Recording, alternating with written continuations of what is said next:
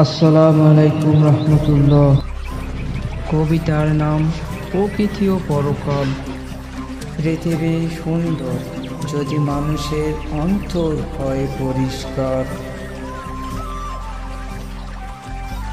ওই মানুষে যদি হয় ইমানদার, তবে পৃথিবী খুঁজে পায় এক সুন্দর আলোর ঠিকানা।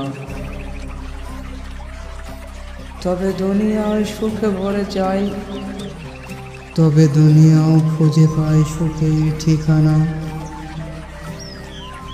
তবে মানুষই তো করে ধ্বংসের আয়োজন।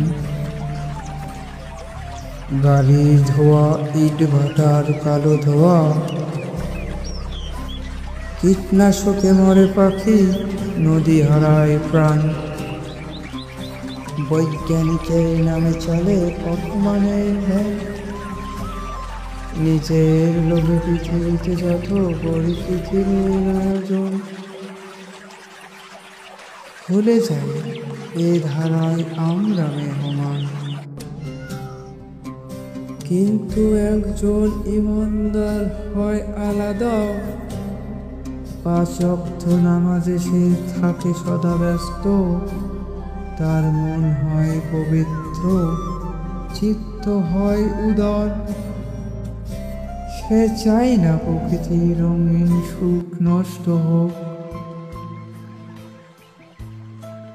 সে দাঁড়ায় সত্যের পক্ষে, তুলে শাহাদাত আঙ্গুল। ভয় পায় না মিথ্যার তর্জনী, হয় না প্রভু ভুল। সে জানে পৃথিবী ক্ষণিকের, আখিরাত চিরস্থায়ী। এই বিশ্বাসের কাঠায় জীবন ভক্তি প্রেম দায়ী। সে গাছ রোপণ করে, নদীর তীরে হাঁটে, পরিচ্ছন্ন রাখে চারপাশ। কুরআন পাঠ করে রাতে, সে জানে আল্লাহর এক নিদর্শন।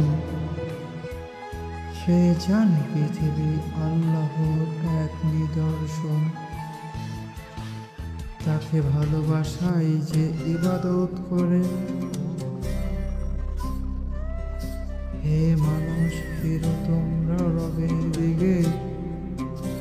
ভুলে যেও না দুনিয়ায় এক পরীক্ষার মঞ্চ। নম্র হও প্রকৃতির প্রতি, করো অন্তর কি পবিত্রতা।